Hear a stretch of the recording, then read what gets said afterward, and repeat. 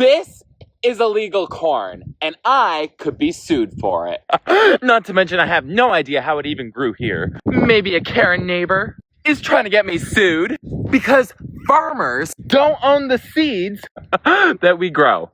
You probably don't know this, but it is illegal for me as a farmer to grow a crop, take the seeds from that crop, and then grow said seeds. Unless I pay for it. Farmers are held hostage to seed companies. The seed company can legally come onto my property, check this corn for their genetics, and because I didn't pay, they can sue me. Well, I never paid, and I am so curious whether this random corn will grow. So follow along to see what happens with this mystery corn and whether or not I get sued over it. While this is just a quick little, Instagram post here, the farmer's making a lot of sense. And so when we look at this from just a case law perspective, there are a lot of things here that I think are worth noting. These are things you may know. These are things you may not know. And then just the further implications of this. So when we look at case law, right, there's a few things that are important to know. And for a lot of you guys that may not know, I'm a state criminal investigator. I have a law degree. Obviously, you guys have known me on here for a long time. Avid gardener, homesteader. I teach my state's advanced criminal investigation course. So when I look at this stuff, I'm looking at it through the lens of an investigation, right? Somebody that's done investigations on the federal level, state level, and somebody who still does them, right? Naturally, what I want to do is I immediately want to see case law precedents, case law history, because that matters, especially when we're talking about things that have gone through, circuit courts and even the Supreme Court, because we know, and you guys may or may not know, we have something called judicial review doctrine that's pursuant to in accordance with Mayberry versus Madison, 1803, and that basically establishes that the United States Supreme Court has full authority to make interpretations of what is constitutional and not constitutional. So whenever I'm looking at things from an investigative standpoint, that's the one thing that I want to look at, because it's going to tell me a lot about the precedence that's been set and what we can see going forward in the future. So when we look at this for what it is. If you are a farmer, it can be very concerning. And I think that as we go through this, we're going to see that everything that this farmer is talking about and, trying to be as jovial as possible is based upon factual precedent, right? So first thing to take a look at, again, Bowman versus Monsanto, 2013, United States Supreme Court ruled 9-0, so unanimously, and affirmed that a patent exhaustion doctrine, aka first sale doctrine, does not permit farmers to save, replant, or harvest patented self-replicating GMO seeds without a license. So the case involves an Indiana farmer named Vernon Bowman who bought more affordable grain from a local elevator for planting. The court held that planting and growing new generations of patented seeds constitutes an unauthorized making of a patent product. So why this matters? Well, we got to flush out a few things first, right? So the first thing is, what is a patent exhaustion doctrine, aka what is first sale doctrine? So first sale doctrine essentially means if I buy something, I own that product, right? And I can do with that product as I want, to include selling that product. So perfect examples of this. You buy a Ford, Dodge, Chevy, you buy a vehicle from a dealership. So you go straight to the dealership and you're like, I want this car, right? I want this Ford, I want this Dodge, I want this Chevy. You buy it, you drive it for a few years, right? You pay it all off, or you don't pay it off. Doesn't matter. You bought it, right? So let's say you bought it, you paid it off, you've had it for a couple of years, and now you want to sell it by owner. Can you sell it by owner? Absolutely. You can sell it by owner to somebody else, give them the title, boom, done. Similarly, right? You could go to a Payless shoe store. You could go to an outlet. You can go to a wholesaler. You can go to Ross.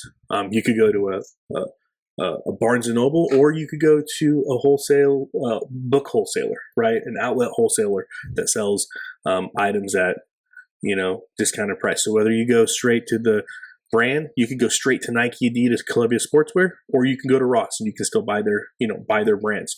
But when you buy that product, you own it, right? So you could go to Ross. You could buy some Nike shoes, a Nike shirt, Columbia Sportswear shirt, whatever. You can have it for a few years. And then if you decide to sell it to garage sale, you absolutely could. What allows you to do that? Again, something called first sale doctrine. So that's what this farmer was alleging, because he had bought the grain from a local elevator. Local elevator, think about it as a big co-op. Farmers can take their product, end product, or it could be their whole product, or their whole harvest, or it could be just whatever was left over, what have you, and they can sell it to these local elevators. And so what Vernon Bowman did was he went and he actually bought the discounted seeds that were in the discounted bins. And so some of those seeds were GMO seeds. He planted them, he grew them, and that's where he got hit with the litigation, because according to the case law, every one of those seeds that he bought was technically a patent seed, right? Because all GMO are patented. It's a patent that was not sold to him by Monsanto, right? So he never bought the license. He bought it from the local elevator, but he did not buy the license required to grow that product. Excuse me. Therefore, he was in violation of patent laws. So yes, the farmer is absolutely correct. You cannot, even if you buy the license, the license is only good for that one planting. So you cannot get a license, grow the seed, grow the plant, and then take the seeds from that plant and then continuously grow food, which is how, we've grown food for, since the dawn of time, right? Because that seed is patented. So again, that is a case law that's absolutely real. And again, that was affirmed unanimously by the highest court of the land, the United States Supreme Court. Now, here's the next case law I think is really interesting as well. We have a case law called Organic Seed Grower and Trade Association versus Monsanto, 2013. Now, the United States Court of Appeals for the Federal Circuit ruled June 10th, 2013, that organic farmers and seed associations lack standing to sue, right? So the plaintiffs, the seed association, was suing and sought a declaratory judgment to prevent patent infringement lawsuits from Monsanto's in cases where crops were accidentally contaminated by genetically modified seeds. So the case involved a declaratory judgment action against 23 Monsanto patents brought by Platons who alleged and argued that they were at risk of patent infringement liability due to inadvertent infringement of Monsanto's patents relating to recumbent seeds. So basically what the seed association is saying is, hey, if I have a farm, organic farm, and it's right next to a Monsanto farm, and their seeds inadvertently get blown over to my side, or a bird picks them up or whatever, and they accidentally grow on my side of my fence or on my property, I don't want to get sued. That was accidental. It had nothing to do with me. I didn't reach out. I'm not trying to be in contract with them. But if those seeds come on my land, and they grow, I don't want to get in trouble for it. Well, the United States Court of Appeals for the Federal Circuit just threw it out and said, no, you can't, you lack standing to sue, right? And again, they brought this case because there was 23 patents that were brought by plaintiffs who allege that they're at risk for this infringement. And so what's important to note from this case law that we saw, Monsanto, that's now part of Bayer, a couple things to note. Well, why are these farmers worried? Well, if you look at their track record, it's a perfect track record of winning cases. So there's been, of the roughly 145 plus lawsuits that have been filed against U.S. farmers by Monsanto that have went all the way through trial, Monsanto has won every single one of those cases. Also, it's important to note that Monsanto has settled over 700 cases without litigation. So meaning, if you come into the crosshairs of Monsanto and you're a farmer, or just probably anybody, you're going to be in over your head, right? Like, if they get you in their crosshairs, they have a very good chance of winning. From a historic precedence, perfect chance of winning, right? And so again, those are the case laws on it. So as we look at this just holistically here, right? Yes, I get it. It's a kind of a funny Instagram post, but the reality of what we're seeing here is, if you look at the case law and you look at how this stuff is litigated, Monsanto is 100%, they're shooting 100% their free throw line. And so again, this is important to note, because as time goes, I expect there to be more cases. And so what's really going to be interesting is what happens when gardeners are next on the chopping block. We've seen farmers, right? And I'm not saying this will or won't happen, but wouldn't that be something, right? Because we're talking about a store of value, right? So what happens if you're a gardener and you're producing food for consumption, and let's say you're not selling them? Because theoretically, if we're looking at this, let's just do the hierarchy of things here, right? If you're a backyard gardener and you get you use Monsanto seeds, however you acquire them, and you grow food, and then you take the seeds from your harvest and you do that, what happens if you do decide that you're going to sell something, you sell tomatoes on the side, or you do a U-pick, right? That's very popular nowadays. U-pick, you go and you charge somebody, hey, it's $5 a pound. You can get organic produce. You can get garden fresh produce. You come pick it, whatever. Well, according to case law, you're 100% in the wrong. You can 100% be sued. And so you're being sued because you're growing this stuff without a patent. And it's easy to make that argument, especially if you're selling it. Well, what if you're not selling it? What if you're just using it for consumption? What if you're just, you're giving it away for free to neighbors or friends, and you're sharing it, you're consuming it? Technically, you're still, according to case law, right? When we look at Bowman versus Monsanto, you are planting and growing new generations of patent seeds. So you are making an unauthorized patent, right? You're making an unauthorized patent product. And again, it says does not permit farmers, but what does farmers mean, right? Could farmers also mean gardeners? Could they be used interchangeably?